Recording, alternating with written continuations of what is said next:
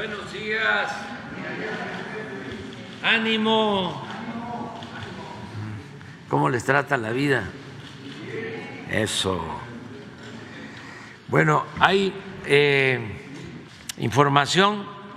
Hoy es miércoles y tenemos la sección de quién es quién en las mentiras, pero también habíamos acordado que el secretario de Hacienda, Rogelio Ramírez de la O, el subsecretario, el licenciado Manuel Bartlett de la Comisión Federal de Electricidad, iban a informar, nos van a informar con más detalles sobre la adquisición que hizo el gobierno, la nación, de 13 plantas de energía eléctrica a la empresa Iberdrola, con el propósito de que la Comisión Federal de Electricidad, empresa pública de los mexicanos, sea mayoritaria en generación de energía eléctrica, muy contrario a lo que buscaban los tecnócratas neoliberales, neoporfiristas, corruptos, de destruir esta empresa pública,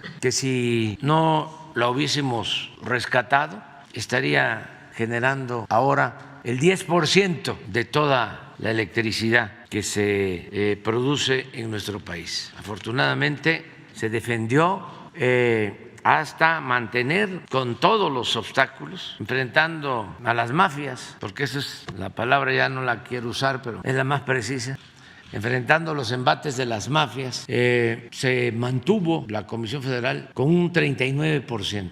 Por eso, con esta compra ya se incrementa la generación de energía por parte de la Comisión Federal de Electricidad en 55%. Y con las plantas que se están construyendo y la modernización de hidroeléctricas, se va a llegar el año próximo, antes de que termine mi encomienda, al 70-75%. Todo esto para seguir manteniendo la política de apoyo a la economía popular, que no aumente el precio de la luz, como ha sucedido en estos últimos años, que no nos pase lo que lamentablemente padecen consumidores de otros países, que ha aumentado el doble, el triple el costo de la luz, lo mismo que el costo de las gasolinas, del diésel, del gas. En México no, por las decisiones que hemos tomado, que consisten en esencia en poner por delante el interés público, no el interés de particulares, de mercaderes, de traficantes de influencia, como era antes. Entonces, nos van a informar sobre eso y luego vamos con Elizabeth, o sea, primero el secretario de Hacienda, luego Elizabeth García Vilchis con quién es quién en las mentiras de la semana y al final les vamos a dar a conocer la encuesta nacional de seguridad pública que publica hoy el INEGI. Ayer hablamos de eso.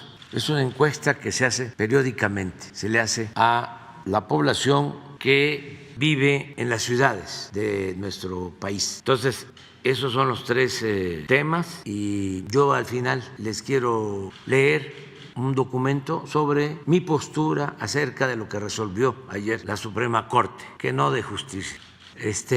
Pero al final voy a fijar con mucha claridad mi postura. Y aprovecho también para felicitar a Elena Reigadas, que el día de ayer, martes 18 de abril, Elena Reigadas fue nombrada la mejor chef del mundo en 2003. Es originaria de la Ciudad de México. No voy a decir de qué restaurante, ya eso se los dejo a ustedes, pero muchas felicidades a Elena Reigadas, nombrada la mejor chef del mundo en 2023, nacida en la Ciudad de México, orgullo mexicano. Bueno, pues vamos, Rogelio.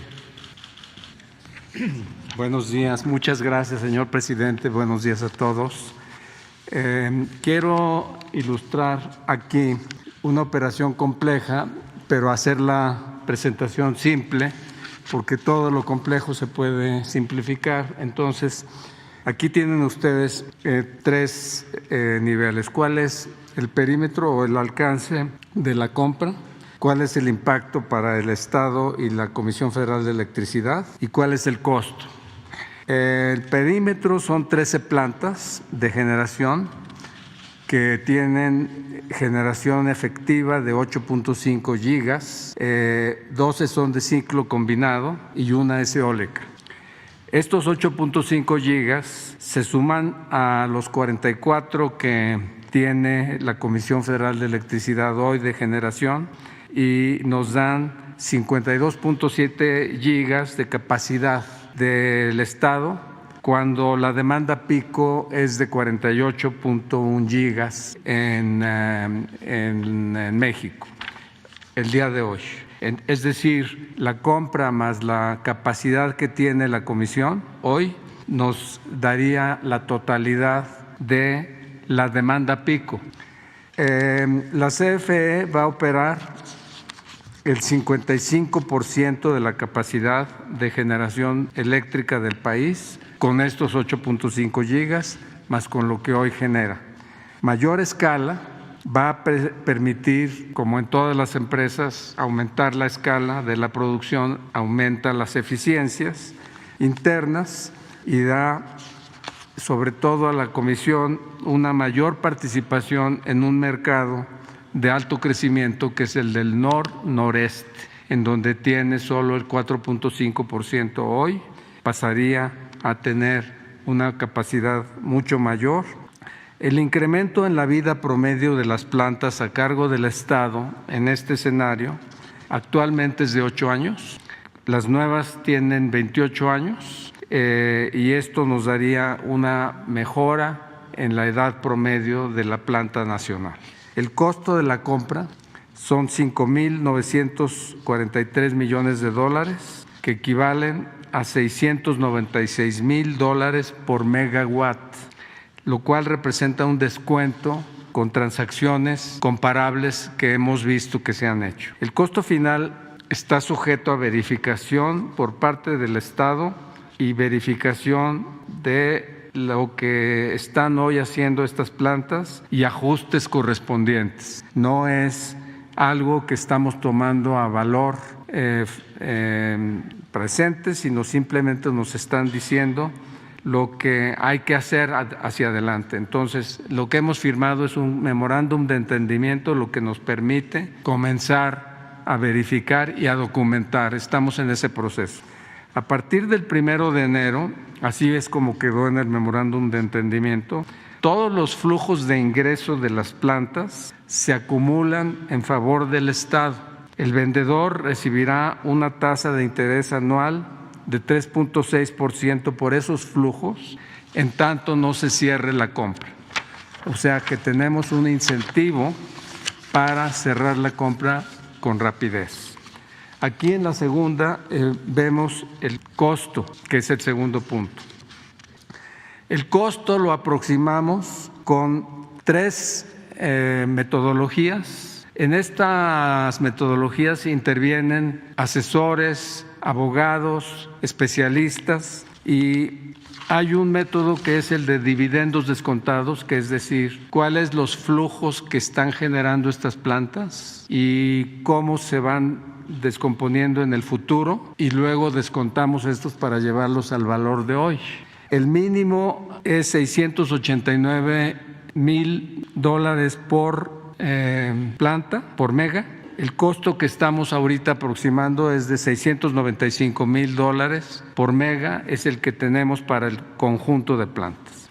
En el segundo método, que son negociaciones comparables en Latinoamérica, por mega, el promedio son $700,000 por mega y estamos en 6.95. Y luego el tercer método es la evaluación que hacen los analistas, que son los especializados en este tipo de acciones. Y aquí el método nos indica que el promedio es 604,000, nosotros estamos en 695,000.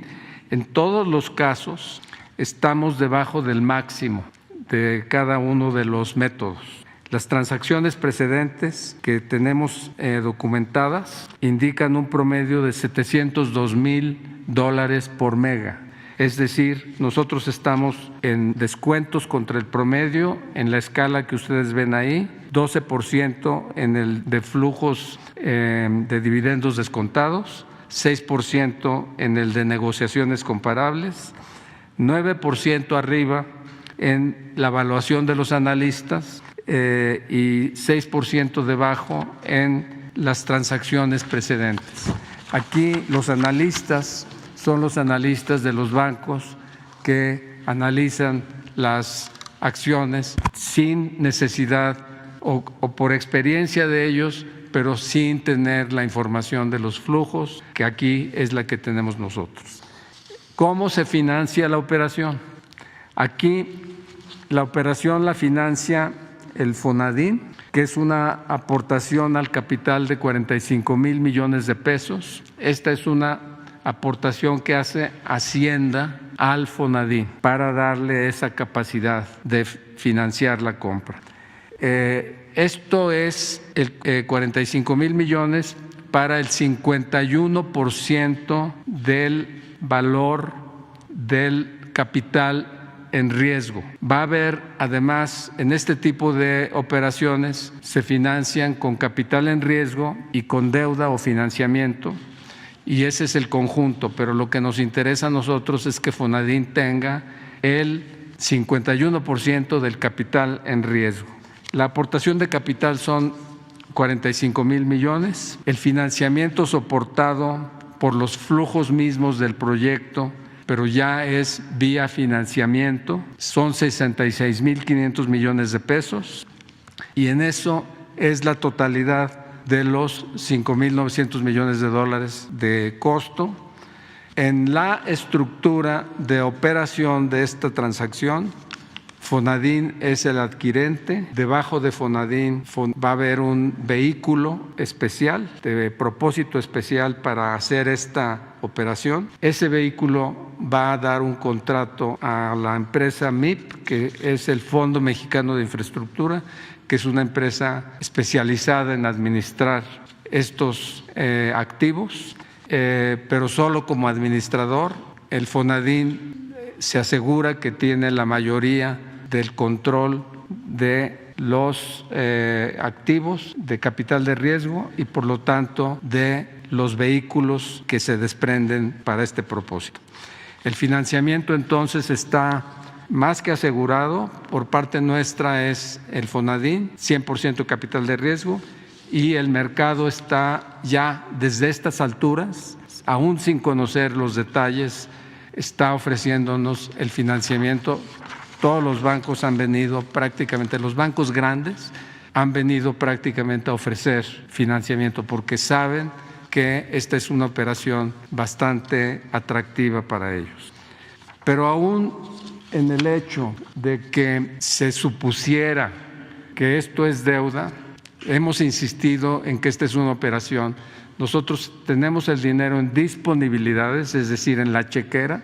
Sacamos dinero de la chequera nuestra, no estamos recurriendo a deuda y estamos comprando un activo que produce flujo. Entonces, ahí es en donde vemos e insistimos que el Fonadín está haciendo una operación de administración de sus propios activos, de pasar de su chequera a un activo productivo. Entonces, por eso insistimos en que no hay deuda, pero en el supuesto de que hubiera deuda y para satisfacción de quienes están insistiendo en que esta es una operación de deuda, nosotros tendríamos todavía mucho margen para quedar por debajo del endeudamiento que constituyó el presidente Felipe Calderón, en donde hubo un incremento de deuda, ustedes lo ven en la tercera columna, de 7.7 puntos porcentuales del Producto Interno Bruto, que es como medimos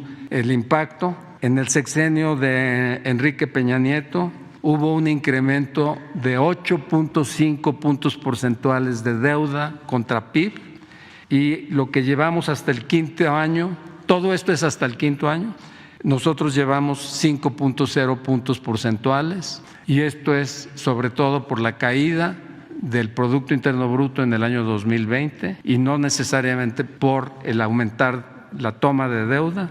Sin embargo, así queremos ilustrar. Aquí hay que hacer dos distinciones.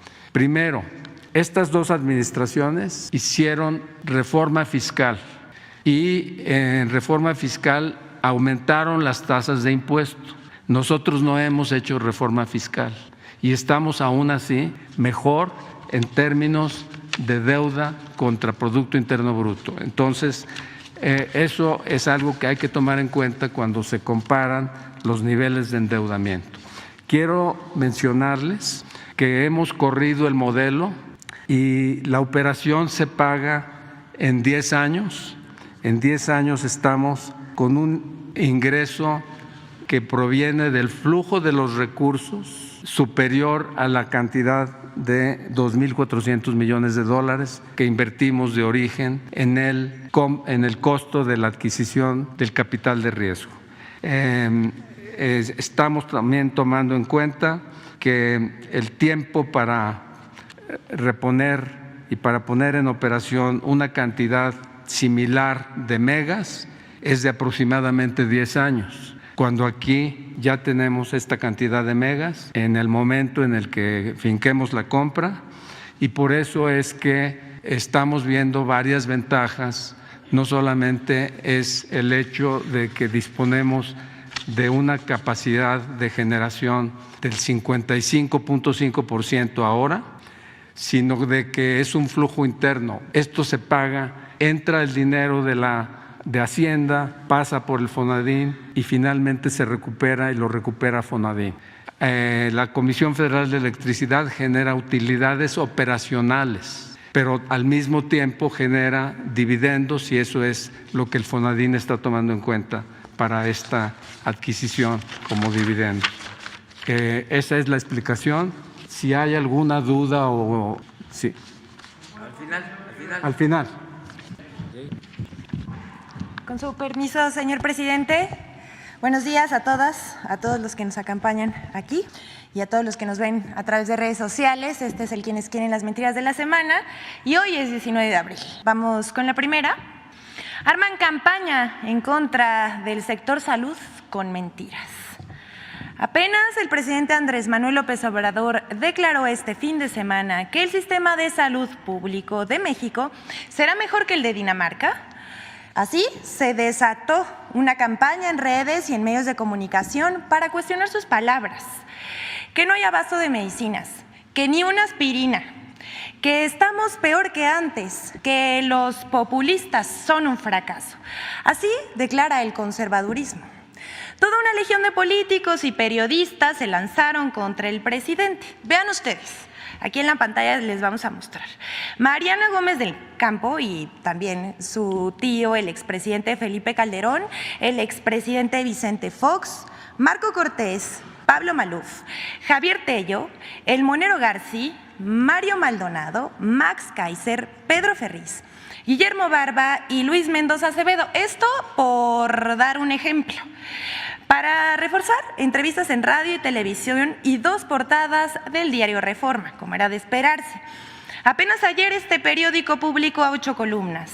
Acumulan millones de recetas sin surtir. Muy al estilo de este medio y también de otros. La fuente de esta nota, 8 columnas, es una asociación que dice tener documentado el desabasto de medicinas en un 1000% en los últimos 5 años. Pero pues esto es falso. El abasto de medicamentos y de insumos está garantizado para el sector salud este año. Y entre 2019 y 2023, en el IMSS se han surtido 95% de las recetas en promedio. En 2022 se surtieron 224.973.722 recetas, un 95.42% del total de las recetas expedidas. Para el ejercicio de 2023, al cierre del mes de marzo, el índice de atención de recetas fue de 98.07%, es decir, 61.481.074 recetas surtidas, un incremento de más de 2.5% que el año anterior. Durante el año 2023, el promedio mensual de recetas surtidas durante este ejercicio es superior en 2.4 millones de recetas respecto del promedio mensual del ejercicio de 2018, lo que representa un incremento del 13.4%. En el mes de marzo de 2023 se atendió el mayor número de recetas surtidas de los últimos 5 años, con 21.6 millones, tal como lo demuestra la tabla que estamos viendo en la pantalla. En el caso de los 11 estados que ya están integrando al nuevo sistema del IMSS Bienestar, el abasto de medicinas es alto. Nayarit tiene el 99%, Tlaxcala el 96%, Colima el 94%, Baja California Sur 99%, Sonora 98%, Sinaloa 96%, Campeche 98%, Guerrero 86%, Veracruz 80%, Michoacán 96% y Morelos 88%. Eso también lo estamos poniendo en la pantalla. ¿Cuál es el objetivo del gobierno federal encabezado por el presidente Andrés Manuel López Obrador? Es que se pueda garantizar la atención médica y los medicamentos gratuitos para la población que no cuenta con seguridad social. Las campañas de mentiras se contrastan con datos y hechos. Vamos con la siguiente. Es que ahora, esta semana, la oposición se puso misteriosa. Medios de comunicación inventan un acueducto fantasma, pero este acueducto sí existe. Ya saben, nueva semana, nuevo compendio de notas periodísticas y columnas de opinión falsas sobre las obras que emprende la Cuarta Transformación. Columnistas nacionales, políticos y hasta asesores financieros retomaron ahí una nota perdida en un diario de Tabasco. Esta vez sobre el acueducto que se construyó en la refinería Olmeca, pero que medios y comentaristas niegan su existencia sin presentar pruebas. Es que es así de absurdo.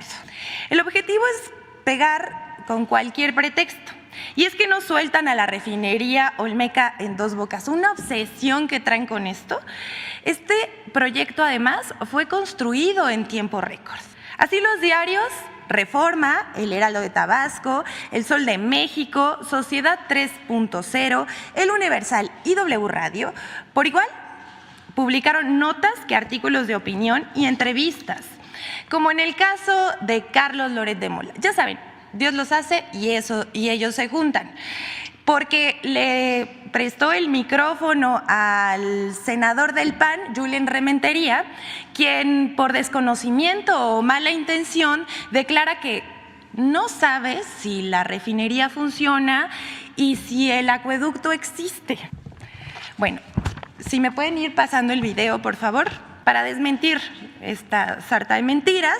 En Dos Bocas se ha construido 18 plantas de proceso y 90 tanques de almacenamiento, además de obras complementarias. Entre estas obras se construyó un acueducto para que la refinería tenga agua de calidad, sin minerales ni residuos pesados. Hace 2 años, el acueducto se empezó a construir y se terminó el pasado mes de septiembre de 2022. Y a finales de noviembre inició operaciones, empezando a bombear agua hacia la refinería. Se construyeron 28 kilómetros del río González hacia la refinería a través de una bocatoma para que el agua, con ayuda de bombas y válvulas, llegue a la subestación. Asimismo, se instalaron 2 tanques de 500,000 barriles cada uno, que es donde llega el agua cruda y posteriormente pasa a una planta para pretratarla y pasarla a 5 tanques de 200,000 barriles, para después enviarla a las plantas para producir vapor en las torres de enfriamiento. Comentaristas y periodistas publican sin investigar y ni siquiera preguntan. Nomás dicen que no existe, pero aquí estamos viendo la prueba de que sí. Vamos con lo siguiente. Decían que el INE no se toca. Bueno, sí se tocaba, pero ahora ya no se toca, porque quienes defienden al INE ahora promueven la alianza opositora y cuestionan al INE. Una contradicción. La verdad es que no hay quien los entienda. Primero hicieron marchas para defender al INE, pero hoy organizan una pasarela de los posibles candidatos de la oposición. El 17 de abril pasado, la alianza opositora realizó un foro al que llamó Unidad y Gobiernos de Coalición, en la que todo estaba pintado de rosa, como los colores del INE. Suponemos que ahora quieren usarlo como color de la alianza opositora. Convocados por el empresario Claudio X González, llegaron los aspirantes de la oposición a la presidencia de la República, desde priistas de viejo cuño como Beatriz Paredes, Enrique de la Madrid y Claudia Ruiz Massieu, tecnócratas como José Ángel Gurría, hasta panistas de larga afiliación como Santiago Krill, o personajes como Lili Telles y empresarios como Gustavo de Hoyos Walter. Pero a partir de la renovación de consejeros en el INE, ahora sí se toca, el INE sí se toca, ahora sí piden reducir los sueldos y revisar esto que le llaman el gasto de la democracia. Así es la incongruencia de la oposición. Aquí los vemos a todos juntos, casi agarrados de la mano. Y mientras, los nuevos consejeros del INE, en su responsabilidad, declaran a favor de bajarse los sueldos. Quien fuera el consejero presidente del INE, Lorenzo Córdoba, además de su colaboración que ahora tiene con Loret de Mola, se dedica a realizar conferencias, las cuales cobra para hablar de que la democracia no se toca. Miren ustedes, aquí vemos hoy, por cierto, se va a presentar en Tijuana y el boletito cuesta la módica cantidad de 1,500 pesos por persona para escuchar a Lorenzo y a su compañerito Ciro Murayama. Y bueno, pues hasta aquí se los dejamos ahí, para que usted saque sus conclusiones. Y bueno, para cerrar la sección, solo queremos hacer mención de un tema que es relevante sobre lo que también ha provocado una campaña informativa de desinformación. La decisión de la Suprema Corte de Justicia de la Nación de declarar inconstitucional la transferencia de la Guardia Nacional a la Secretaría de la Defensa Nacional deja a los ciudadanos en la posibilidad de volver a los tiempos de Genaro García Luna, exsecretario de Seguridad Pública, encargado de la Policía Federal Preventiva en el sexenio de Felipe Calderón. Pero escuchemos al ministro Arturo Saldívar, quien explica bien que no es inconstitucional que la Guardia Nacional esté adscrita a la Secretaría de la Defensa Nacional mientras cumpla tareas de seguridad pública. Vamos a verlo. Por tanto, si de acuerdo con la jurisprudencia interamericana, la naturaleza civil o militar de una institución se define por sus objetivos y su entrenamiento, cabe concluir que el hecho de que el personal militar o de Marina colabore en la Guardia Nacional e incluso lleve a cabo funciones de control no desnaturaliza por sí misma su carácter civil. Para que la Guardia Nacional perdiera su naturaleza civil, sería necesario que la ley le otorgara objetivos de seguridad nacional y no de seguridad pública, así como que sus integrantes fueran entrenados para derrotar al enemigo o bien llevar a cabo en sus labores cotidianas tácticas o técnicas de combate propios de la guerra en lugar de tácticas de control policial, cosa que por lo demás ni la Constitución ni las leyes establecen. El hecho de que las Secretarías de Defensa y Marina intervengan en funciones de control y operación de la Guardia Nacional tampoco militariza ni hace que pierda su naturaleza civil, pues se trata de secretarías de Estado civiles, cuyos titulares son secretarios del despacho de la Administración Pública Centralizada, cuyo jefe es el presidente de la República. El proyecto en realidad no nos ofrece una interpretación del texto constitucional, sino un nuevo texto que deriva exclusivamente de algunas expresiones expuestas durante el proceso deliberativo y que se identifican puntualmente con los argumentos de la minoría parlamentaria demandante, que el origen de la Guardia Nacional se encuentra en realidad en el enorme desafío en materia de seguridad pública que enfrenta el Estado mexicano ante una delincuencia organizada exacerbada, multiplicada por la penetración del poder civil y de los cuerpos de seguridad pública, al grado que quien formó parte del CISEN y posteriormente dirigió la Coordinación de Inteligencia para la prevención de la recién formada Policía Federal Preventiva, la Agencia Federal de Investigación de la PGR y la Secretaría de la Seguridad Pública a lo largo de 3 sexenios presidenciales, acaba de ser condenado con 5 cargos relacionados con el crimen organizado y el tráfico de drogas hacia los Estados Unidos de América. Todos los esfuerzos realizados por el Estado mexicano desde la creación de la Policía Federal Preventiva en 1999, la Agencia Federal de Investigaciones en 2001, la Policía Federal en 2009 hasta su extinción en 2019, se encuentran marcados por la existencia probada de la pertenencia al crimen organizado de su más alto mando, quien tuvo la misión de estructurar dichas instituciones desde su inicio y además quien designó durante décadas a sus más altos cargos. Las cúpulas de estas fuerzas policiales quedaron marcadas por los montajes, la alianza con el crimen organizado y la simulación. La incorporación de esta policía a la Secretaría de Gobernación no pudo transformar una institución policial penetrada de origen. Es todo, lo dejamos aquí como reflexión. A todas, a todos, muy buen día. Gracias, señor presidente. Vamos a presentar la Encuesta Nacional de Seguridad Pública Urbana, que dio a conocer el INEGI hoy en la mañana.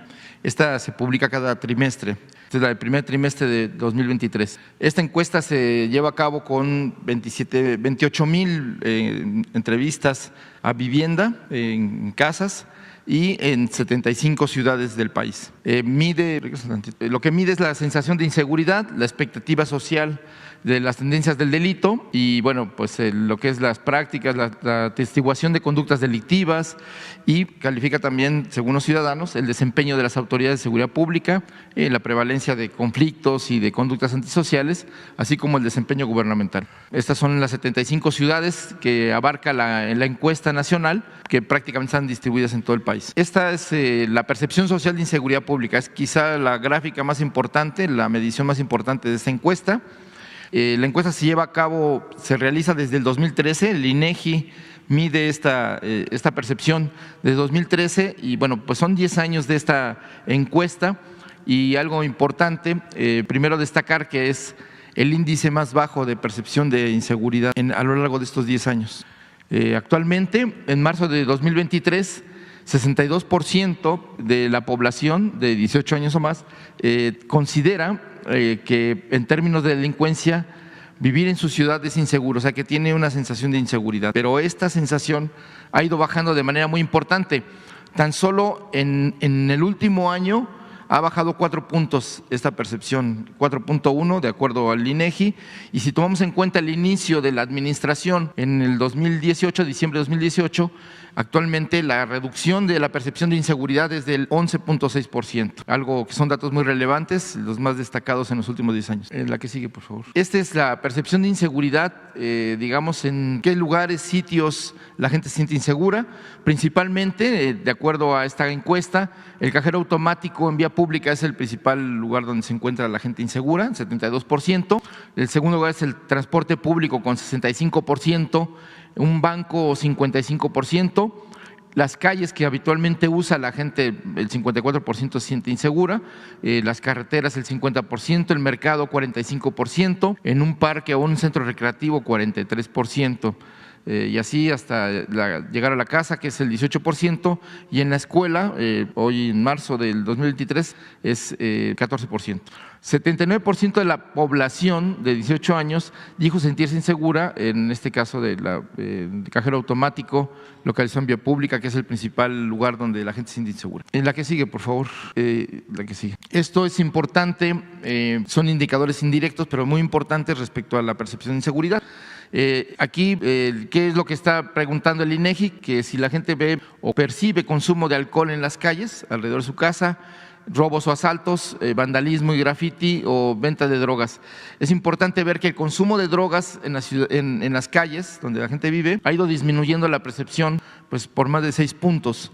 Esto es algo importante, igual que los robos y los asaltos vienen a la baja en la percepción de la gente del 62% al 50%, más de 12 puntos menos de percepción. Y en el caso del vandalismo, pues se llega a 13 puntos menos, es también una percepción importante, donde la gente ve menos vandalismo, menos grafitis, menos daños en el mobiliario urbano, etcétera. Lo que sí es interesante destacar es que lo que aún continúa siendo un problema para la percepción de los ciudadanos es la venta o consumo de drogas en las calles o en los lugares cerca de su casa. Otro tipo de conductas que también percibe la gente pues, como problemáticas y que generan miedo es los disparos frecuentes de armas, que en este caso es junto con el consumo de sustancias y de drogas, pues no va, esa va a la alza, que digamos 4 puntos arriba en la percepción del inicio de la medición en el 2016. Y en el caso de las bandas violentas o el pandillerismo, es importante la baja de la percepción, pues prácticamente en 24 puntos, 24% de la gente percibe que hay violencia o pandillerismo, pero veníamos de más de 30%. En el caso de las tomas irregulares, los diablitos, estas formas de adquirir electricidad, pues van a la baja también, de manera ilegal, van a la baja, y el robo ilegal de gasolina o huachicol, también que comenzó muy alto, el 6% en el 2019, actualmente se encuentra a la mitad, en el 3.3%. Lo que sigue, por favor. Este es también un dato muy importante en esta encuesta. ¿Cómo se identifica cuál es el principal problema que los ciudadanos se enfrentan o creen que tienen en sus ciudades? Destaca los baches en calles y avenidas. Sigue siendo el tema principal de preocupación para los ciudadanos en materia de los problemas que enfrenta todos los días, junto con las fallas y fugas de suministro de agua. En el caso de los baches, el 76% percibe como el principal problema. Luego de las fallas y fugas del suministro de agua potable, el 56% piensa que este puede ser el principal problema. El alumbrado público insuficiente, el 55%. Y hasta el cuarto lugar concibe, digamos, que la delincuencia, los robos, las extorsiones, los secuestros, las amenazas son un problema de su ciudad. La mitad de la población, el 50% piensa que este es el principal problema de las ciudades.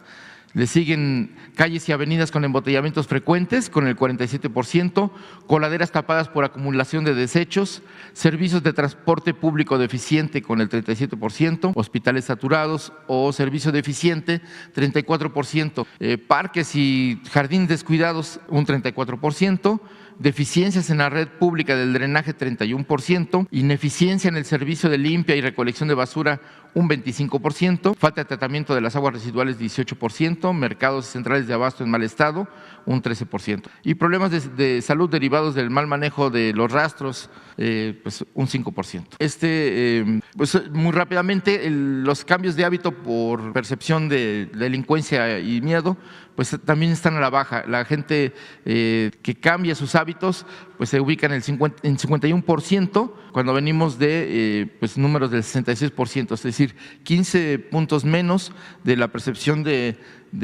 cambios de hábitos por cuestiones de delincuencia. En cambios de hábito de caminar de noche alrededor de su vivienda, de igual manera va a la baja. Venimos de una percepción del 55%, entonces son 11 puntos menos en la percepción de los ciudadanos en el cambio de hábito de caminar de noche alrededor de su vivienda.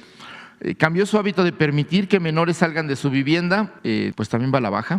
Ven del 58% que se ubicaba al inicio de la administración, actualmente se encuentra en 43%, es decir, 15 puntos menos. En el caso del cambió su hábito de visitar a parientes o amigos, pues esto va a la baja también, no del cambio de sus hábitos, digamos que 11 puntos menos, del 38% al 27% actual. Y esta es la percepción, la calificación que le dan los ciudadanos a las instituciones que pues se encargan de atender la seguridad. El primer lugar, y esto es destacado, digamos, las principales autoridades federales y en general todas van a la alza, en particular Marina, que alcanza el 87%, 87.5%, donde la población manifiesta confianza en las labores de la Marina. En el caso del Ejército, la confianza que tiene la población es del 83.4%, y la Guardia Nacional, que está en el centro de la polémica, sigue aumentando la confianza de los ciudadanos hasta el 76.7%. Viene a la alza de manera constante desde su creación. En caso de la Policía Estatal, pues el 55% de la gente confía en ella, y la Policía Preventiva Municipal el 49.9%. Aquí vemos el desarrollo de esta percepción de Marina, del Ejército y de la Guardia Nacional, y como decíamos, las tres van al alza, particularmente la Guardia Nacional, que ha ido, mejorando su imagen y ganando la confianza de los ciudadanos. La que sigue, por favor. Y bueno, aquí es esta confianza social en los titulares de la administración pública. Aquí el dato que es muy importante es que el 50% de la población considera que se puede confiar en el presidente de la República con un nivel muy alto de confianza, más de, entre el 8 y el 10. Lo que mide como se mide, este indicador es 0, significa nada, y 10 es completamente confiable quien están preguntando, ¿no? Entonces aquí estamos hablando de que pues el 80% de la población de México confía en el presidente de la República. La mitad de manera completamente, completa, ¿no?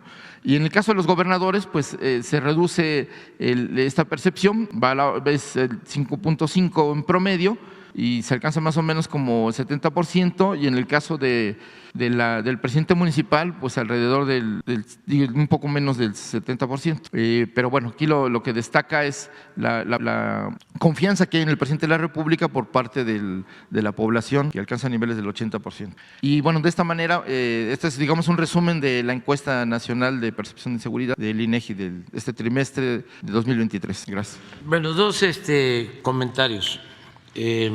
Uno de carácter general y otro más específico, ¿no?, sobre la encuesta. De carácter general, la denuncia constante en contra de la refinería de Dos Bocas la encabeza un senador muy conservador. Ese sería el cuento. Rentería, creo.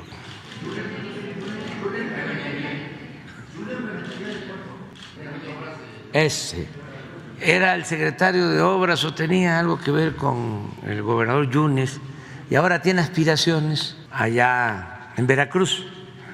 Entonces, por eso lo entrevista Loret de Mola, porque se debe de saber, ¿no? Ahora sí que, ¿de parte de quién?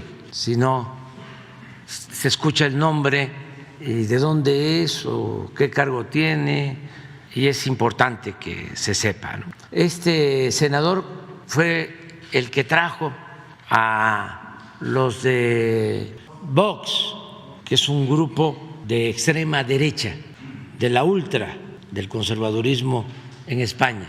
Entonces quiere ganar simpatías, ¿no?, con cualquier disparate, porque ya está en campaña.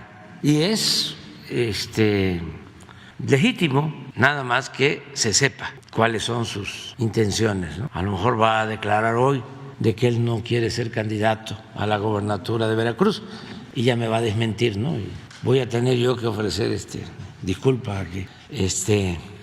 Pero bueno, ese es el fondo, para que se tengan todos los elementos. Lo segundo tiene que ver con la encuesta del INEGI. Es muy importante, porque esto demuestra de que hay como dos mundos: el de la llamada sociedad política y el del pueblo, el de la mayoría de los mexicanos. Entonces, para la élite política, los grupos de intereses creados, no debe el Ejército, la Marina, participar en labores de seguridad pública, cuando el pueblo, de manera mayoritaria, le tiene confianza a la Secretaría de Defensa y a Marina y a la Guardia Nacional. Entonces, ¿qué hizo ayer la Corte? Pues actuar a partir de los intereses de la cúpula, no recogiendo el sentimiento del pueblo, la voz del pueblo. Y así era antes y así quieren que continúen las cosas, que sea una élite la que decida siempre. Por eso hablo de que en sentido estricto no había una democracia en México, sino imperaba una oligarquía disfrazada de democracia, con una fachada democrática, porque dominaba una minoría. La oligarquía es el gobierno de los ricos, el gobierno de la minoría. La democracia es el gobierno del pueblo. Ese es el fondo. Ellos quisieran, nuestros adversarios, que se mantuviese el mismo régimen de corrupción, de injusticias, de privilegios, en donde todos los intereses contaran, menos el interés del pueblo. Esa es nuestra diferencia profunda. Entonces, por eso doy a conocer al pueblo de México mi postura sobre la resolución de la Suprema Corte de no permitir que la Guardia Nacional dependa de la Secretaría de la Defensa Nacional. 1. 8 ministros de la Suprema Corte, con excepción de 3, actuaron de manera facciosa el día de ayer y no con criterio jurídico, sino político, defendiendo las antiguas prácticas del régimen autoritario y corrupto, caracterizadas por la injusticia, el contubernio y la subordinación de las autoridades a la delincuencia organizada y a la delincuencia de cuello blanco. Es decir, para entendernos mejor, los ministros de la Corte, con excepción de 3, actúan al estilo del gobierno de Felipe Calderón y de su secretario de Seguridad, Genaro García Luna, condenado en Estados Unidos por narcotráfico y asociación delictuosa. Eso es lo que defendieron ayer, ese modelo, que como bien lo manifestó el ministro Saldívar, se aplicó durante 3 sexenios consecutivos. No quisieron cambiar el modelo. Así surgió García Luna, así se desempeñó como secretario de Seguridad Pública, así manejaron a la Policía Federal. Así se establecieron las relaciones de complicidad con la delincuencia organizada y con la delincuencia de cuello blanco. 2. Los ministros de la Corte, evidentemente, están al servicio de las cúpulas del poder y no de la mayoría del pueblo de México. Una encuesta del INEGI es muy clara en ese sentido. Su conservadurismo es supino, notorio, de dominio público. Cada vez se desnudan más, se despojan de sus disfraces. 3. Para no afectar la buena marcha y la consolidación de la Guardia Nacional, he instruido a la secretaria de Seguridad y Protección Ciudadana, Rosa Isela Rodríguez Velázquez, de quien dependerá esta corporación, de acuerdo a lo que ayer se decidió, la he instruido para que mantenga al general retirado David Córdoba Campos como comandante de la Guardia Nacional por su buen desempeño e inicie un recorrido, la secretaria Rosa Isela, por todas las instalaciones y cuarteles de esta corporación en el país para informar a los 130,000 elementos que la integran de que mantendrán sus salarios, prestaciones y ascensos, al igual que los integrantes de las Fuerzas Armadas, porque la seguridad pública es y seguirá siendo una prioridad de nuestro gobierno para garantizar la paz y la tranquilidad de nuestro pueblo, algo que hemos venido logrando, como lo demuestra esta encuesta y como lo demuestran los datos sobre incidencia delictiva. 4. Asimismo, la Guardia Nacional continuará recibiendo, porque esto no lo impidieron en la Corte ayer, la Guardia Nacional continuará recibiendo la orientación, la formación profesional y el respaldo por parte de la Secretaría de la Defensa Nacional. En la Constitución se establece de que tanto la Secretaría de la Defensa como la Secretaría de Marina pueden ayudar en tareas de seguridad pública y necesitamos unir voluntades, esfuerzos, recursos para proteger a los mexicanos. Eso es fundamental y es prioritario. 5. El 1 de septiembre del año próximo,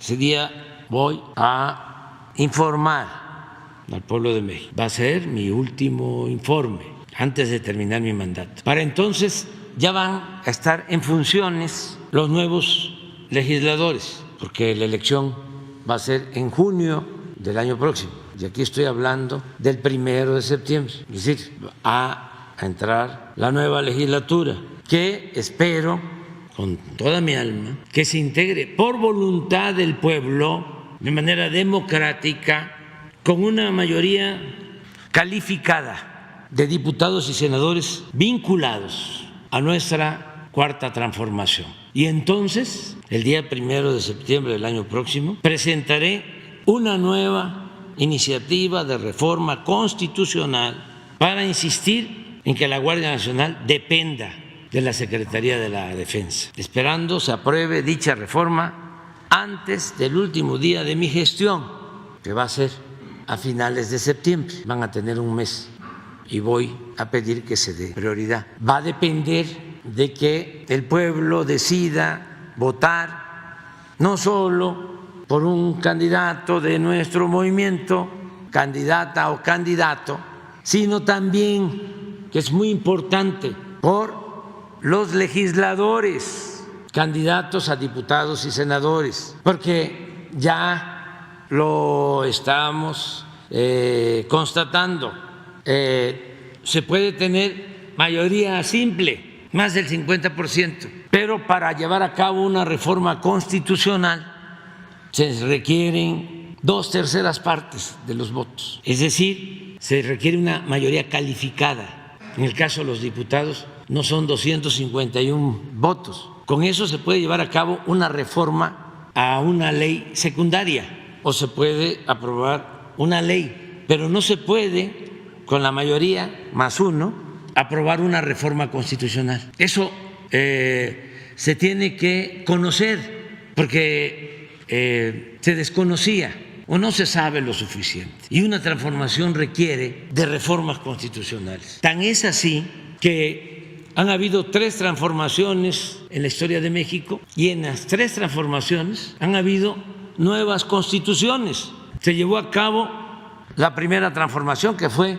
el movimiento de independencia, y se aprobó la primera Constitución Federal en 1824. Inicia el movimiento de independencia en 1810, se consuma en 1821 y en el 24 se aprueba la primera Constitución Federal. Posteriormente viene la segunda transformación, el movimiento de reforma. De aquí, en este palacio, que estaba también el recinto legislativo, se aprueba la Constitución Liberal de 1857. En la tercera transformación, que inicia con la Revolución de 1910, se aprueba en 1917 la Constitución que da respuesta a las demandas del pueblo que participó en la Revolución, las demandas de justicia, las demandas de democracia. Entonces, esa Constitución es vigente. Cuando nosotros llegamos a la presidencia por un movimiento democrático, teníamos 2 caminos: convocar a una nueva Constitución, porque se está llevando a cabo la cuarta transformación de la vida pública, o decidir llevar a cabo reformas a la Constitución vigente. Y optamos por lo segundo, pensando de que íbamos a perder mucho tiempo convocando a un nuevo constituyente para tener una nueva Carta Magna, una ley de leyes. Avanzamos en reformas a la Constitución actual muy importantes que nunca se habían hecho. Por ejemplo, no estaba considerado como delito grave la corrupción y ahora sí. No estaba establecido el derecho del pueblo a poner y quitar a sus representantes. Y ahora hay revocación del mandato. Ya se estableció en la Constitución. Cada 3 años se le va a preguntar al pueblo: ¿quieres que continúe el presidente o que renuncie? Porque el pueblo pone y el pueblo quita. Y esa es la democracia participativa. Eso ya está, se logró. En el terreno económico se logró algo extraordinario.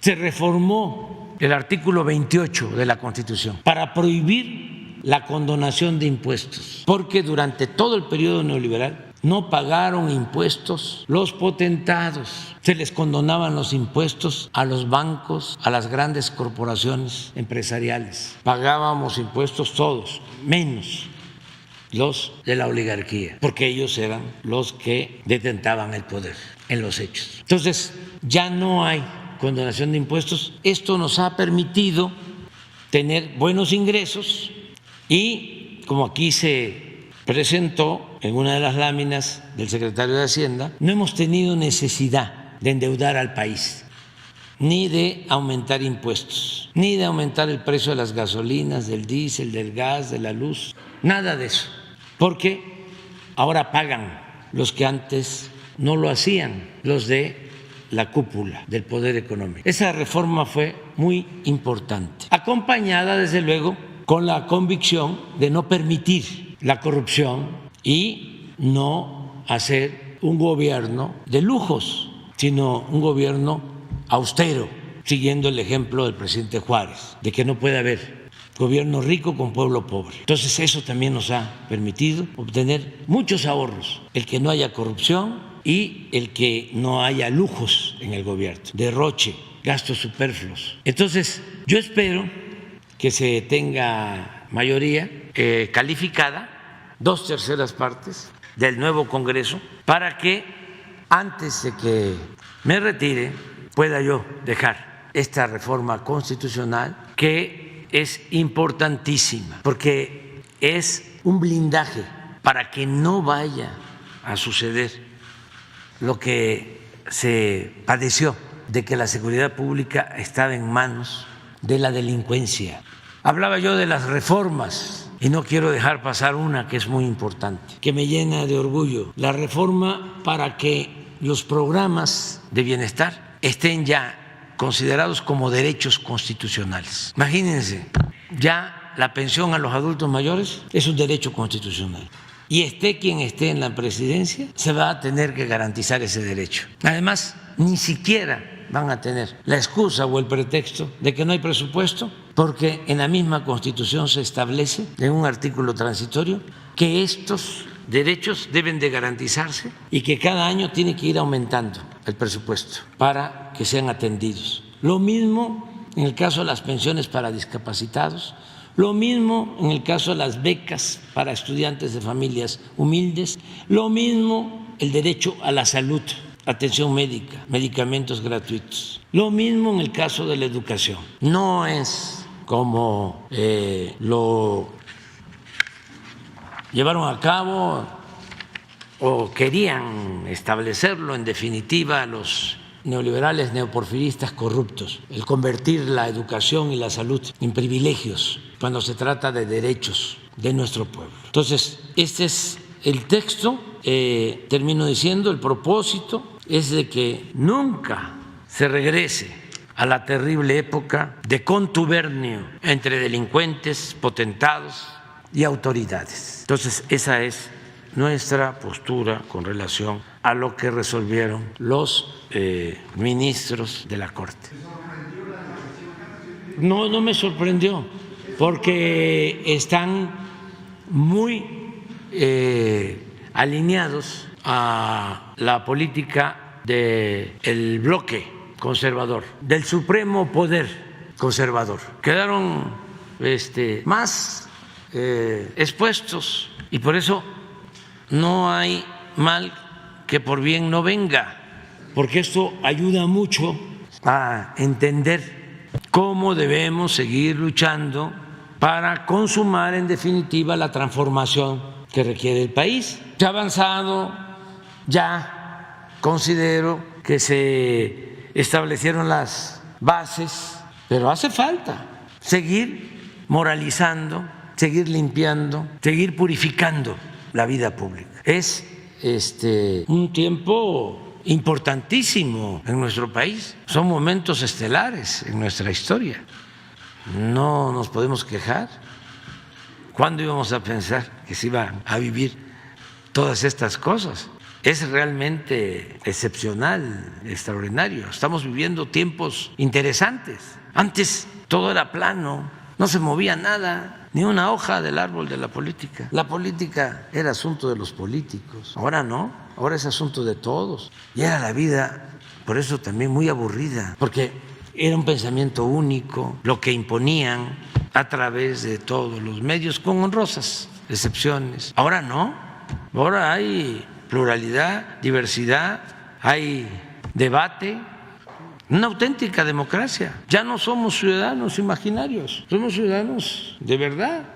Y el pueblo está muy politizado, hay mucha conciencia, está cambiando la mentalidad del pueblo, que eso es lo más importante, porque hay veces que hay hasta revoluciones, siempre lo he dicho, y la gente sigue pensando igual.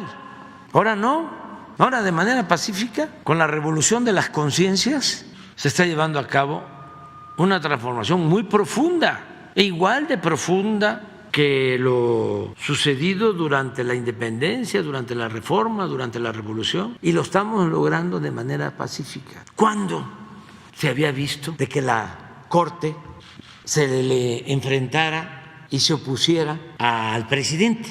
Nunca. Hay una puertecita aquí en Palacio que da a la Corte, por ahí pasaban, y en la red, en el teléfono rojo, había comunicación con el presidente de la Corte. Entonces, qué bueno que estamos viviendo todo esto, porque ya no hay simulación. Antes se hablaba de división de poderes, pero el poder de los poderes era el presidente, era el ejecutivo. El poder legislativo y el poder judicial estaban subordinados, eran apéndices. Entonces, ahora, gracias al movimiento democrático, a la lucha de millones de mexicanos, estamos viviendo estos momentos de cambio, de transformación, y hay un auténtico Estado de Derecho, no un Estado de chueco o de cohecho, porque nosotros vamos a cumplir con lo que resolvieron los ministros de la Corte, pero al mismo tiempo pues vamos a ejercer nuestros derechos y facultades. Entonces es interesante. A ver. Los dos, las dos. Pónganse de acuerdo. Sí. Presidente, muy buenos días. Primeramente, pues dando seguimiento a este tema de la Guardia Nacional, en este sentido, preguntarle por qué esperar hasta el 2024, por qué insistir en este tema de la adhesión de la Guardia Nacional a la Sedena, por qué esperar hasta septiembre del 2024. Porque ahora no tenemos la mayoría que necesitamos. Se requiere una mayoría calificada, no me gusta decir mayoría absoluta, pero cuando se va a reformar la Constitución, de los 500 diputados, por ejemplo, no son necesarios o no solo se necesitan 251 de los 500, se requieren 333 o 34 de los 500. Entonces, eso es lo que se requiere.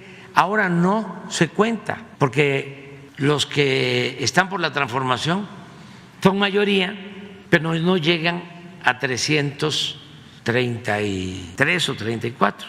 Entonces, yo estoy ¿seguro? Muy seguro, claro que es el pueblo el que manda y es el pueblo el que decide, de que se va a tener mayoría suficiente, calificada en la Cámara de Diputados y en la Cámara de Senadores. Por eso va a haber elecciones en junio del año próximo. Entonces se va a integrar el nuevo Congreso, creo que entre en funciones, si no hubo modificación a la ley, el día 1 de septiembre.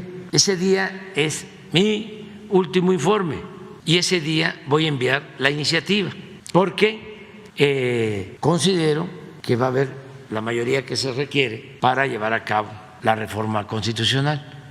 Esa es la respuesta. Y voy a enviar otras, pero me importa mucho esta. Mi segunda pregunta, presidente, sería, con este documento que ya llegó a la Cámara de Diputados, en donde, pues en efecto, si no se extinguen, se fusionan estos institutos, la pregunta concreta es saber si usted ya tiene pues el monto de este ahorro en caso de que llegara a aprobarse, y también qué le dice a las personas que forman parte precisamente de estos institutos. Obviamente son fuentes de empleo que pues desaparecerán.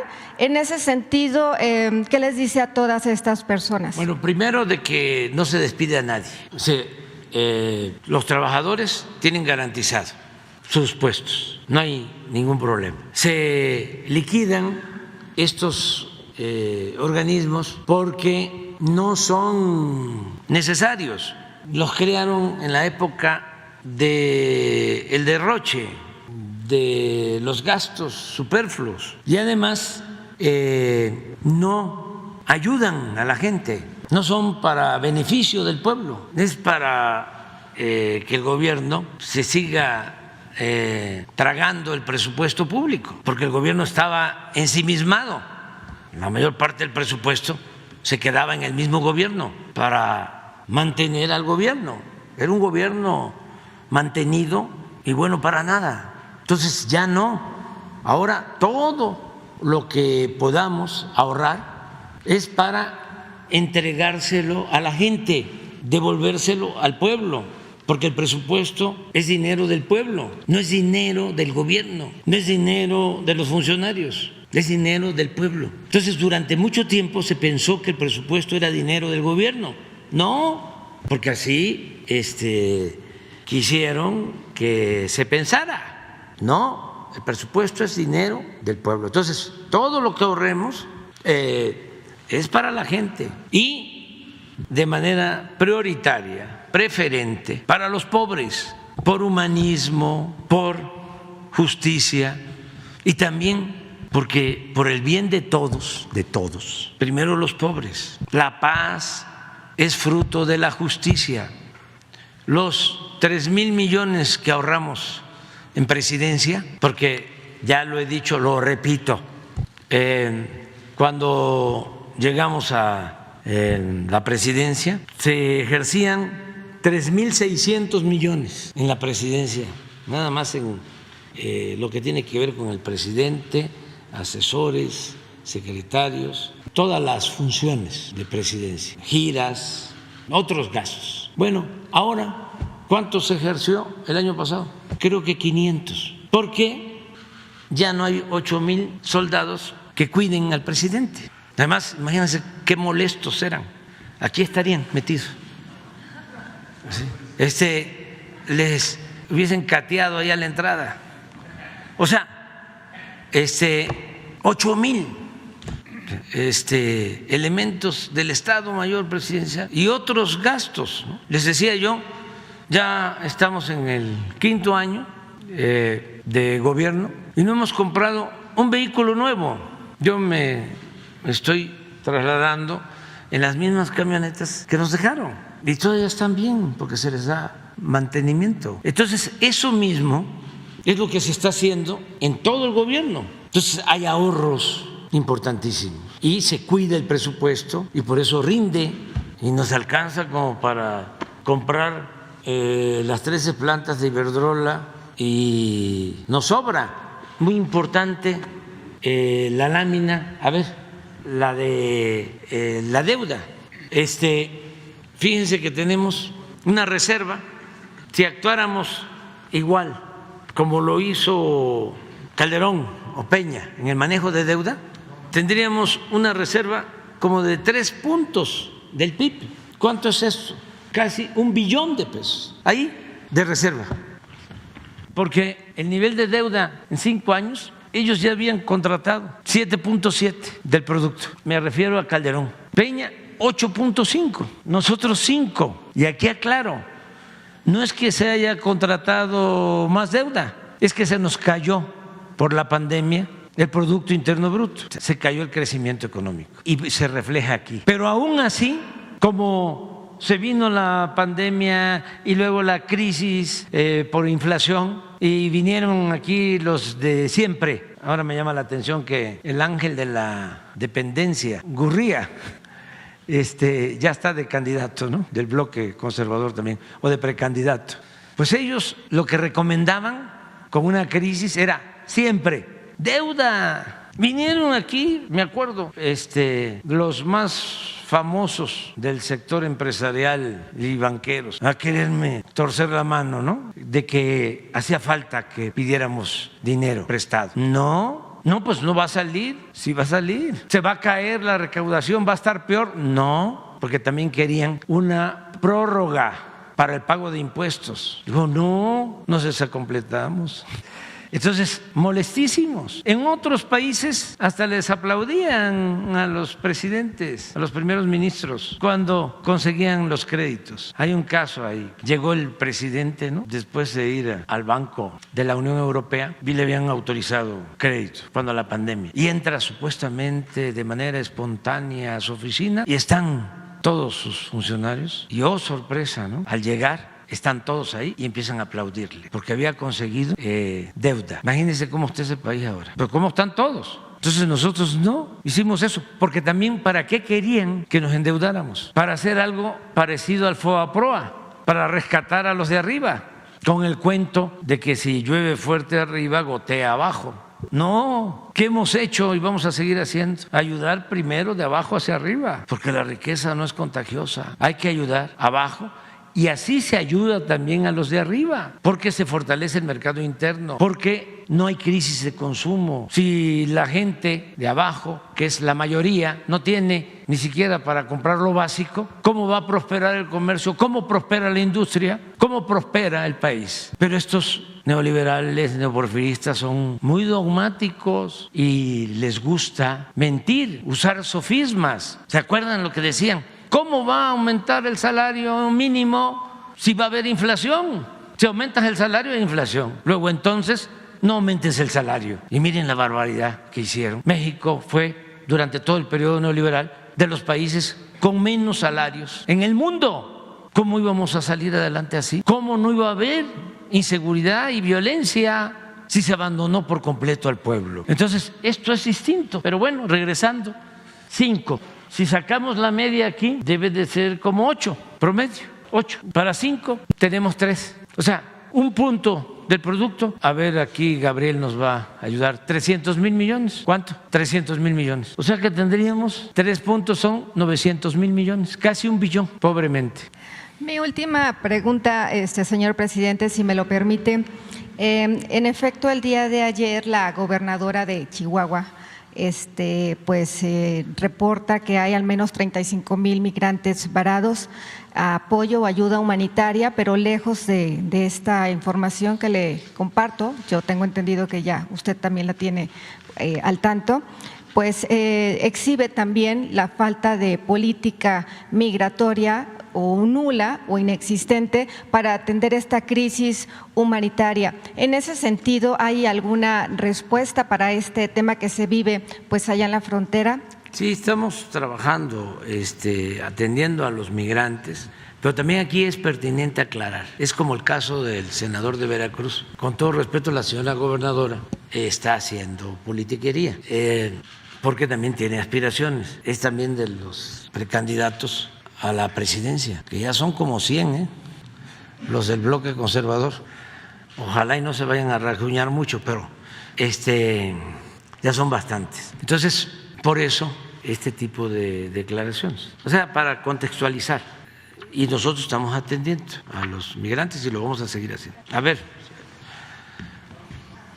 Gracias, presidente. Buenos días. Quisiera preguntar primero al secretario de Hacienda, nada más para dejar claro lo del tema de las plantas. Gracias por la explicación. Sé que es un tema difícil. Solamente saber si una parte se va a financiar con deuda, si es correcto decirlo así. Sí.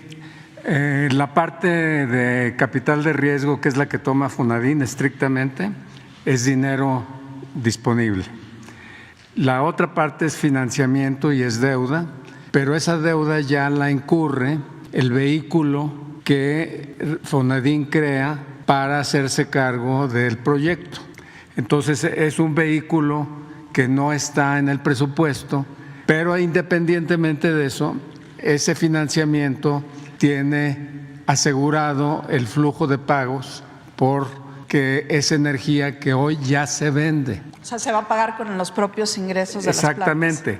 Tomen en cuenta que el flujo de ingresos que llegaba neto de servicio de deuda a la actual vendedora de las plantas, que es Iberdrola, eventualmente salía de México. Ese flujo de ingresos se va a quedar en México, va a regresar o va a regresar a Fonadín, o va a regresar a los bancos que financian, o va a regresar a los inversionistas institucionales que seguramente van a querer participar en el proyecto, o va a regresar a la Comisión Federal de Electricidad vía utilidades operacionales. Gracias. Presidente, y preguntarle, un día después de que la semana pasada un grupo de funcionarios mexicanos estuvo en Washington para tratar el tema del fentanilo, el Departamento de Justicia de Estados Unidos fincó cargos a 28 integrantes del cártel de Sinaloa, entre ellos los llamados Chapitos. Preguntarle si estos cargos servirían para acelerar la extradición de Ovidio Guzmán. ¿Sí ayudaría en eso? Pues sí, se hacen los trámites, pero son procesos que llevan tiempo. No sé si se acuerdan que primero se recurrió a el argumento o la excusa o el pretexto de que no era él el que estaba detenido, que no era Octavio. Entonces, Ovidio. Entonces, eso lleva pues un tiempo, para eso lo hacen los abogados, porque hay que demostrar de qué se trata de Ovidio. Entonces lleva tiempo. Mientras eso no se desahogue, no se pueden continuar con otros trámites. Luego hay otros amparos y depende de los jueces. Entonces vamos a esperar a ver qué resuelven. Lo que nosotros estamos planteando con mucha claridad es de que se tienen que atender las causas. No voy a dejar el tema. El problema de la violencia se tiene que enfrentar atendiendo las causas, no solo con medidas coercitivas, no solo con cárceles, no solo con amenazas de mano dura. Hay que atender las causas, hay que procurar que no se deje sin oportunidades a la gente, hay que garantizar los empleos, hay que garantizar buenos salarios, hay que garantizar la atención a los jóvenes y algo que es fundamental, que no se desintegren las familias, que se mantengan valores culturales, morales, espirituales, que no se vea de que nacemos malos los seres humanos, porque esa es la creencia de muchos. Nadie nace malo, son las circunstancias las que llevan a algunos a tomar el camino de las conductas antisociales. Pero eso no es fácil de asimilar, sobre todo por los conservadores, que son muy autoritarios. Pues miren la actitud de Felipe Calderón, declarar la guerra, y mano dura, y mátalos en caliente, y masacres, y torturas, y lo mismo en el caso de las políticas de Estados Unidos, todas fracasadas. Que el Plan Mérida, que el Rápido y Furioso, que la intromisión de las agencias como la DEA en asuntos que solo corresponden a los mexicanos, violando flagrantemente nuestra soberanía, el querer dominar la opinión pública de México mediante el contubernio con medios de comunicación nacionales y extranjeros, las filtraciones en el Washington Post, el New York Times, el Reforma, el Universal, Carmen Aristegui, lo de Mola, el Proceso, que ahora tiene como fuente principal a la DEA, fuente principal de información a la DEA. ¡Ay, nanita! Pero todo eso tiene que cambiar y hay que seguir insistiendo. Y con todo respeto, en el caso de Estados Unidos, hace como un mes, a ver si consigues ahí el Face, de lo del básquetbol, cuando estaban en un plan más abierto, porque ahora están igual, atacándonos, pero de manera encubierta. Es propaganda negra, sucia, creen que no me doy cuenta. Los tengo, como se dice en el béisbol, bien fildeados. Propaganda de Estados Unidos. Sí, me refiero a eso, a las agencias y sus periodistas proestadounidenses, difundiendo mentiras, filtrando información. Bueno, hasta el Pentágono que le filtra información al Washington Post. Pero además, fíjense qué frivolidad, qué vulgaridad, qué superficial. ¿Cuál es la nota filtrada del Pentágono al Washington Post? Que se están peleando en la Secretaría de Marina con la Secretaría de la Defensa. ¿Y qué? ¿Ellos no se pelean allá? ¿Cuál es la nota? O sea, ¿quieren más información? Hacienda se pelea con la Comisión Federal de Electricidad, aquí, todos los días. Pemex con Hacienda, pues cada quien tiene su criterio. Economía con Hacienda, eso es lo más normal. Es decir, si hay estas diferencias. Claro. ¿Saben dónde había más diferencias? En el gabinete de Juárez, y fue el mejor gabinete, o ha sido el mejor gabinete que ha habido en la historia de México. Se peleaban Prieto con Ocampo y con Lerdo y con Iglesias, y hasta le renunciaban a Juárez. Sí, pero en aquel entonces, ¿no?, que ahora tendría que agregarse y debe de agregarse, eran hombres y mujeres que parecían gigantes, gigantas, y Juárez coordinaba y escuchaba a todos y al final él decidía. Y él tenía más experiencia que ellos. Y otra cosa que tenía Juárez, además de su firmeza en principios, que nunca perdía la fe en la causa que defendía, pero su perseverancia, tenía algo también importante, que ahora ya no es del todo bueno. Era el mayor de ellos, era el de más edad. Entonces, eso también, la experiencia ayuda mucho. Pero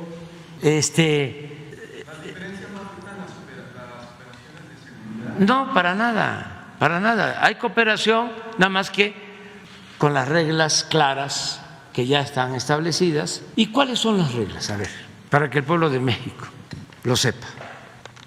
Primero México, esa es la regla. Primero la seguridad de los mexicanos, porque para eso nos eligieron.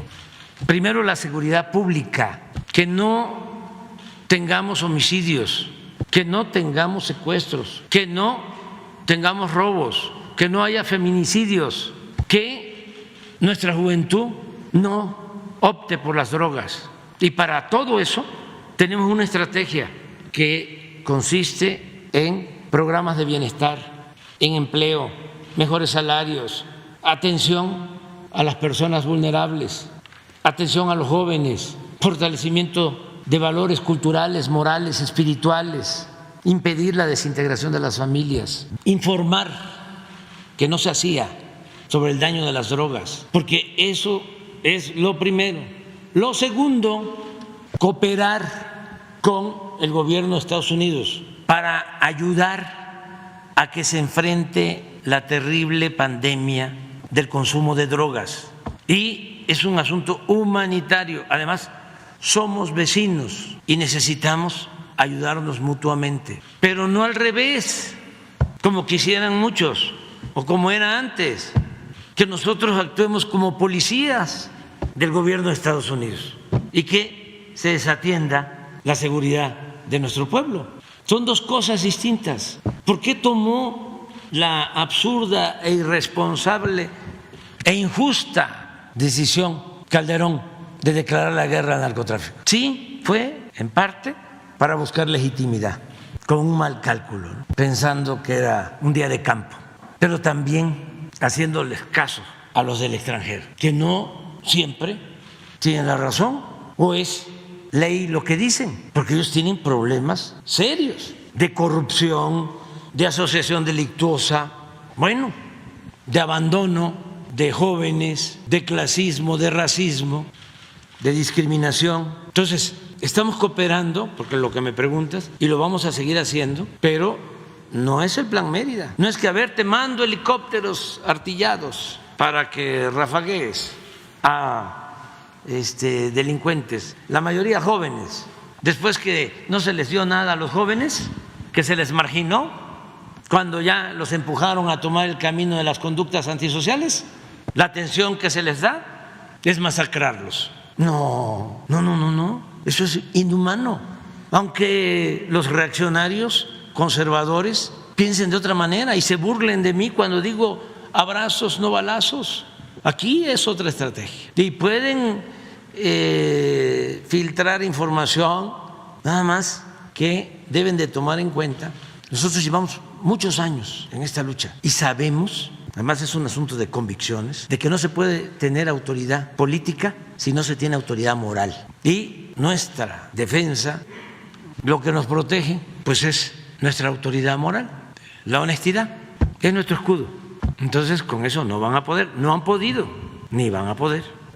Entonces, ¿por qué no me pones el Face? Porque esto es muy importante, porque ellos tienen que revisar esto. Miren, al momento que están planteando, ¿no?, lo del fentanilo y que hasta nos quieren invadir, ellos están permitiendo esto. Imagínense lo que es que se pueda fumar marihuana o que los basquetbolistas, que deben de ser un ejemplo para la juventud, como todos los deportistas, se les autorice fumar marihuana. Y eso no lo revisan. Pero ahora pon lo que escribí en su momento. Y lo otro, el abandono a los jóvenes. ¿Cómo es que abandonan a sus jóvenes? ¿Cómo es que siendo todavía adolescentes ya se tienen que ir de sus casas? Les hablaba yo, lo recuerdo, porque esto es muy importante para que nosotros no sigamos esos pasos, que nosotros, al contrario, consolidemos nuestras tradiciones, nuestras costumbres.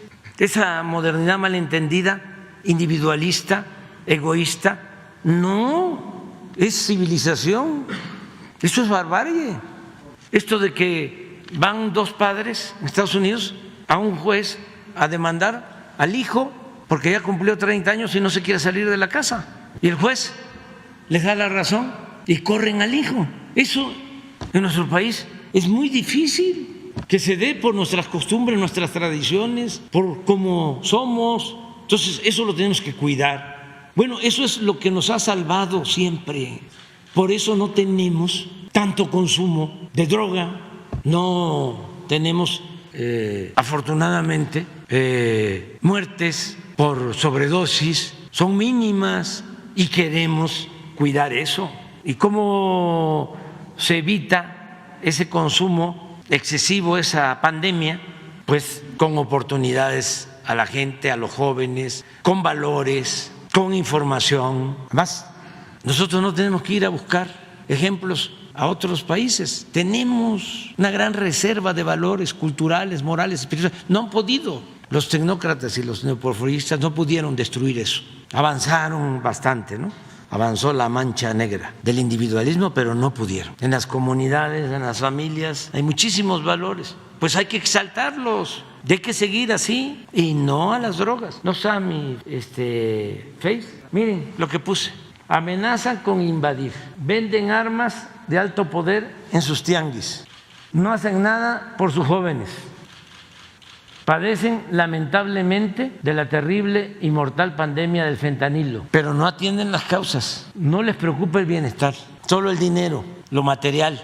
Ni fortalecen valores morales, culturales y espirituales. Tampoco limitan el consumo de drogas. Por el contrario, lo fomentan hasta en el deporte. Es penoso y decadente. Pues que los siga defendiendo, ¿cómo se llama la periodista Esteves?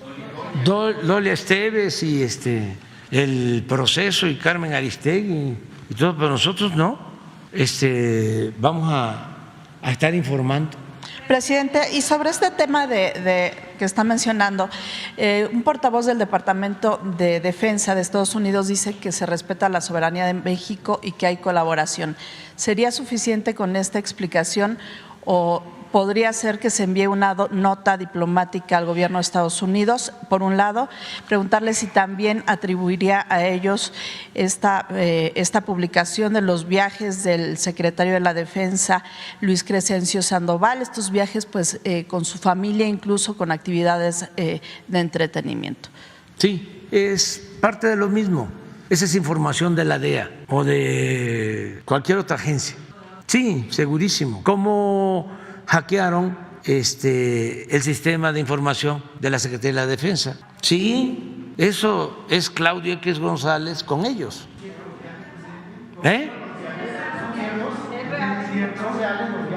No sé, tampoco. No, yo creo que dicen que estuvo 15 días, ¿no? Nunca ha estado el general. O sea, que yo sepa. Ah, su familia, a lo mejor sí. Sí, a lo mejor es su familia sí. ¿Y qué? ¿Cuál es el problema? Bueno, no. Bueno, y Loret de Mola. O sea, no sé, o sea, y lo Junco del periódico Reforma. Sí, y Ili Ortiz, o sea, que me van a decir, es que ese es su dinero. No. También ese dinero que manejan es dinero público. ¿Qué no venden protección? ¿Qué no venden publicidad gubernamental? No, pero son otras implicaciones, ¿no? Él es el querer manchar. Porque la calumnia, cuando no mancha, tizna. Son unos calumniadores. Y siempre han actuado así. Y lo que está quedando de manifiesto también, que es bueno, que lo celebro, es que tienen buenos seguidores, bastantes seguidores en nuestro país. Muchos, no voy a decir que sean renegados o contrarios al interés nacional o antipatriotas. No, nada de eso. Son proestadounidenses. O sea, les molesta, pues. O sea, pero esto siempre ha sucedido. Siempre han habido. Bueno, imagínense que a Santana lo apoyaron los conservadores, después de que por culpa de él perdimos o nos arrebataron más de la mitad del territorio. Acuérdense, pues, que a Juárez lo traicionaron también conservadores, y luego fueron a buscar a Maximiliano, fueron a Miramar a traer a un príncipe para que gobernara México. Pon la foto, porque es lo mismo. A mí me han acusado, uno de estos precandidatos del bloque conservador, el de la Coparmex, ese me fue a acusar con el rey de España. Y van también, miren, esto es en Miramar, todos estos mexicanos conservadores. De ahí les dejo de tarea de que los identifiquen, porque no me voy a meter en esas honduras. Pero ahora es lo mismo. Quisieran, ¿no?, que como ellos no pueden, porque vaya que lo han intentado, ¿no? El Reforma ya está convertido en un pasquín, no, en un panfleto.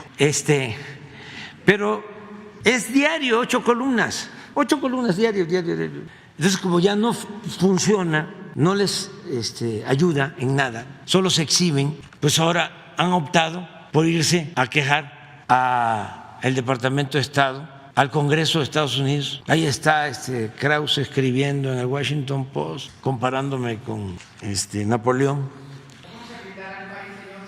Hay ejemplos como lo que es el de Casablanca, el de Rápido y Furioso. Porque lo permitían. Es que antes se ponían de acuerdo. O sea, el Rápido y Furioso, aunque diga Calderón que no sabía, él lo autorizó y lo llevó a cabo Peña y lo llevó a cabo el procurador de entonces, que luego fue ministro de la Corte, Medina Mora. O sea, pero yo no voy a autorizar eso. ¿Mande? Vienen y corrompen al país, vienen y corrompen a los jóvenes, causan muerte.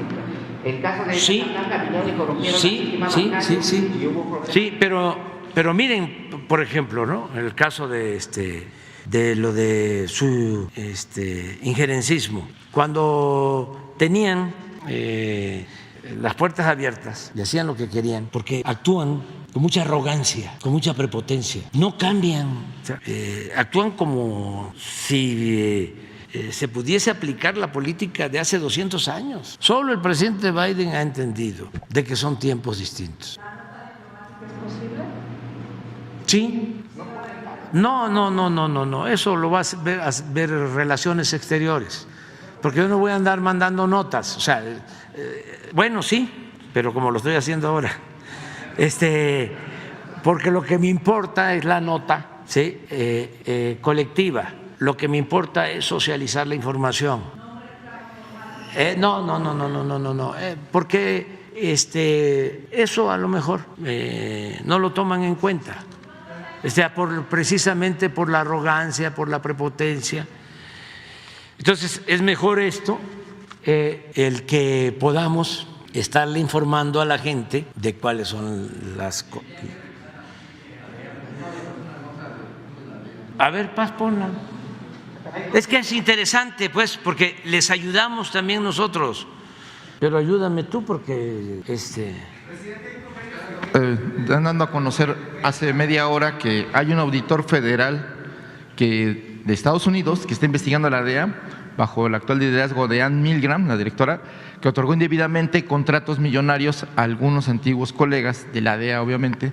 Y bueno, pues es ahorita el escándalo que está. Sí, no, es que hace poco el representante de la DEA en México fue pillado porque se reunía con representantes de la delincuencia organizada de México, con narcotraficantes, pues. Y de repente sale la nota y ya no se vuelve a saber nada. Y a mí me gustaría preguntar, ¿qué sucedió con el señor?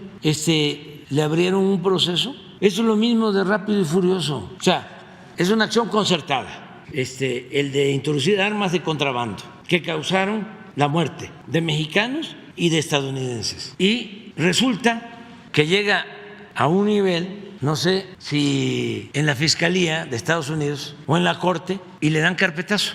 Entonces, sí vamos nosotros a cooperar, y el presidente Biden se ha portado muy bien, muy bien, muy respetuoso en tema migratorio. En esta pandemia del fentanilo tienen todo nuestro apoyo. Cuando vinieron los legisladores del Partido Republicano y el Partido Demócrata y me pidieron que yo solicitara a China que nos informara sobre la importación de fentanilo, lo hice.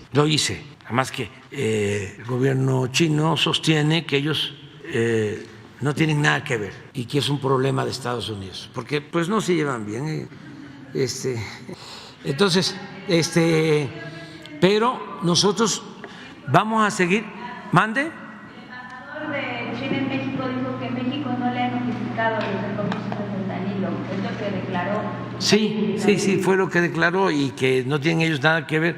Estamos buscando la forma de que ayuden, o sea, porque llevamos buena relación con todos los gobiernos del mundo. Entonces, lo estamos haciendo, entre otras cosas, porque es un asunto humanitario y se deben de despojar de sus diferencias políticas e ideológicas hegemónicas cuando está de por medio la vida de miles de personas, sobre todo jóvenes. No debe de interesar de qué país son. El gobierno próximamente visitaría Estados Unidos por esta cumbre de ciudades en las Américas. Eso no estoy yo informado.